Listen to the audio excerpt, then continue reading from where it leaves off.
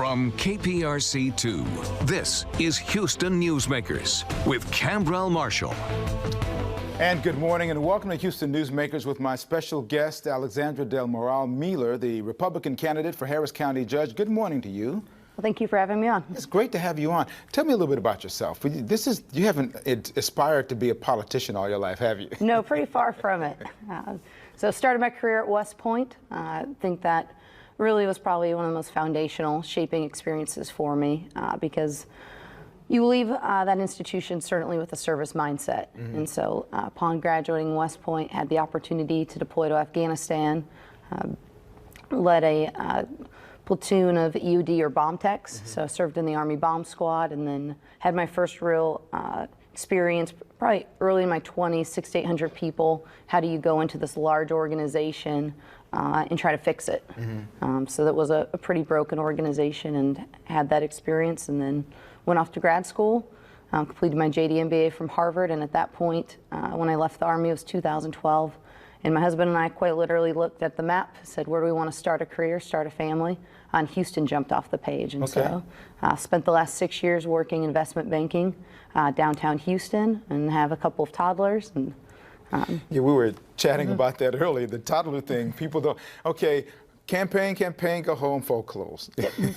You get a story time, fold clothes, and then the phone, just the emails and texts, and so not a lot of sleep. And the kids are two-ish, three, in that range. So everybody who's had kids, they know that that's a busy time. They keep you going. So where'd the politics come into it? What was it that made you decide to get into politics, and why at this level as opposed to starting out someplace else? No, so for me, I really was trying to figure out what was going on in my neighborhood. So I live in the Heights, saw petty crime turn to violent crime. And I think like a lot of people thought, all right, well, what's going on with the city? And saw that more or less the city was the same.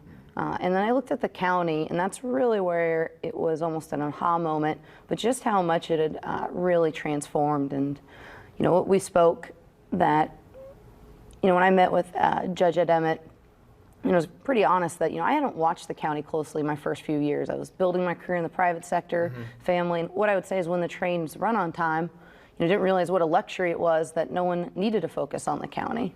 But when I have a financial background, when I saw the shift in budget, Lena Hidalgo spent almost 40% more than Ed Emmett the last few years.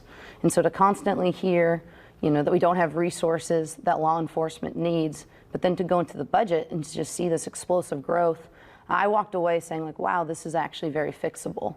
And that's where I started poking around, didn't know if I was going to run. I was actually last to get into the race, and very much defied the odds. I was outspent 3-1 against a lot of, well-backed kind of strong candidates. Right. But I didn't see people talking about the issues that I was concerned about. And so I've run a very non-traditional campaign. And, really where I got inspired was I saw a lot of parents getting involved in their school boards. And that's from that West Point background, they drill into you that there's always this obligation to serve, whether or not you're in a uniform. And just with this particular role, it's very well suited my background, and against odds, decided to jump in, and it's gone well so far. So the tipping point, I imagine the conversation around the table was, as your husband, you looked at Houston and jumped out. I can imagine the conversation going, so I'm thinking I want to run for Harris County Judge. That conversation. No, well, so basically for a couple of years, I'd been following the county pretty closely, and it's not something most people do. Right. So it wasn't, my husband sort of knew about it in the background, but by the time I was spending a few hours, and then like probably a lot of people, my mom's pretty tough, always wanting more. I think by a lot of people, paper resume looks pretty good, but I have one of those moms that still's wanting me to switch careers to be more successful.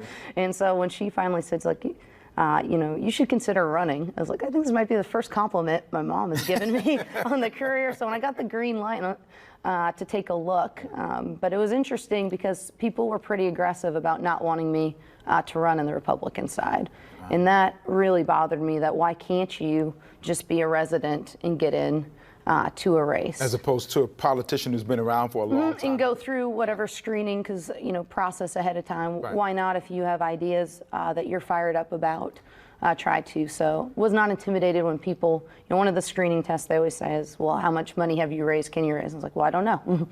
And so ran very lean, true grassroots, and it was really law enforcement that adopted the campaign early on, and that gave me that kind of power to stay in the race. So you've got a very robust series of political ads. Yes. And right now it's focused on Lina Hidalgo. I have one of them queued up. I want to look at it and we'll talk about it on the backside, okay? Great. Under Lina Hidalgo, Harris County has descended into crisis. Her radical crime policies have led to hundreds of murders, and her key advisors want to abolish prisons. She pretends funding bike trails and social workers is the same as law enforcement. Now, Hidalgo faces criminal indictment for rigging an $11 million contract for insiders. 3 of her top staffers have already been indicted. Crime, corruption, incompetence. On November 8th, let's end the nightmare. That's pretty hard-hitting. Right? So we don't have time to break down point by point, but one of the things that stood out was you say her radical crime policies have led to hundreds of murders. How so? How does that? Well, if you look at that O'Donnell consent decree, that was one of those things that's now getting a little bit of traction, but Judge Bynum, one of the key advisors on it, you can pull up his website, encourage everyone to check it out. But he was instrumental in shaping that, and we have the most aggressive version of bail reform. And it's not the cashless bail, in my opinion. It's the fact that in Harris County, the majority of people that commit a misdemeanor do not see a judge. So it's very bold to say, as county judge, I know better than all of you judges sitting, and I'm going to go sign and institutionalize this legal settlement so that if it's not working, it's not even easy to adjust. And when you take away going before a judge, you remove conditions.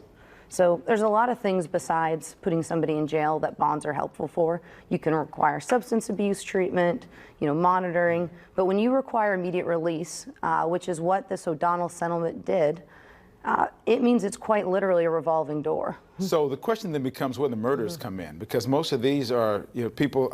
I was looking at, because the violent crime, the bail reform doesn't relate to violent crime. Well, we did see the similar adopted. So institutionalized, obviously, only in O'Donnell, but those general order bonds, we are the only county that has those.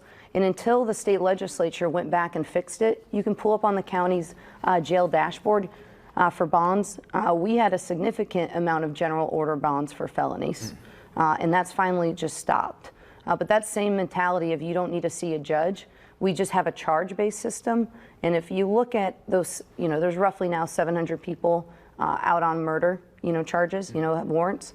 It is highly unusual nationwide that somebody is accused of murder that doesn't have a history of misdemeanors.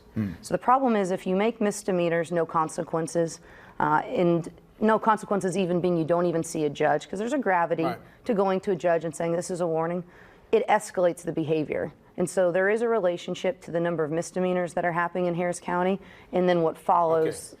So I see the misdemeanor part, you say at some point in time it will increase to murder or felony or something like that. So, and that's what nationwide, but so that's O'Donnell, which is legal, and then the funding side is the other bit, right? So we have not funded any additional full-time officers on patrol, right? So if you have an explosive growth, and if you want to just even take away what the legal side did, but just say there's more crime, well, what is your response to more crime? Because at this point, we have funded more full-time social workers than we have full-time deputies on patrol. And so highlighted sheriff department is slightly smaller.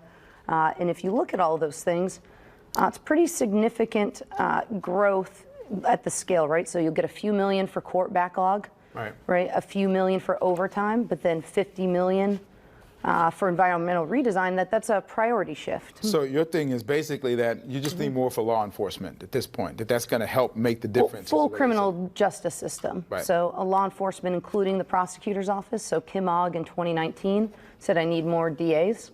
And she got 17 million for environmental crimes. I'd say most people would say that's not the priority when your average felony prosecutor is balancing 800 cases. So Hidalgo would say that they spent a lot of money that you can go to safeharris.com, which I know you have, and probably dug down into all the details there. But you say the numbers that we see there, look at the it's not much. Scale, a few million for courtroom backlog, and then it trounces that with their counting workforce development and bike trails. So there's no debate going on. You're not having a debate Correct. with Hidalgo because why? I've accepted the offers to debate. Lena has declined them. Okay, well, you both are exchanging ads, and she has an ad as well. I want to play that, and as she really attempts to connect you with a very hot button issue in the country right now. Yes. Let's play that and let's listen. It's the most extreme abortion law in the nation, Greg Abbott's abortion ban, and Alex Mealer supports it. It makes no exceptions for rape or incest. It could put Texas doctors in jail, and it's already preventing women from getting medical care that they desperately need for miscarriages and life-threatening ectopic pregnancies. Now, Alex Mealer wants to take charge of our health system as Harris County judge. Don't let her. So when you hear that commercial, that spot, what do you think? So, one, it's dishonest, like How a lot so? of them. Well, it says support. In fact, they've had to change their political ad. They have a new one today. The answer is I've been silent on the issue. And she's sat next to me with Houston Chronicle. We've talked about it. Harris County judge has no statutory authority over abortion. When it comes down to policy, and I've been very clear on the record of this, the only difference between Lena and I in office is that she wants to use taxpayer dollars to be able to fund people to transport out of state. I would not support funding, paying for people to travel out of state. Okay. The county judge has never had a role with abortion, and I think it should keep that way, where this is really, we've got multi-billion-dollar budget. Public safety is the #1 issue. I have a plan for that. My opponents had 4 years to do something, and everything's still spiraling out of control, whether it's the jails, the court backlog, and just the amount of crime we're seeing. So the county judge has responsibility over the budget for Harris County Health. We approve it high level, but whether it was Ed Emmett before there's no role for that. We weren't paying for abortions previously. Like I said, it has literally no impact. The role that I get is we approve the tax rate. That's one thing that hasn't happened. So both Republicans have tried to negotiate with this budget. There's been no negotiation on the part of Hidalgo, but you get to appoint board members to Harris Health, and we approve the budget. You do not get to go line by line and direct it. So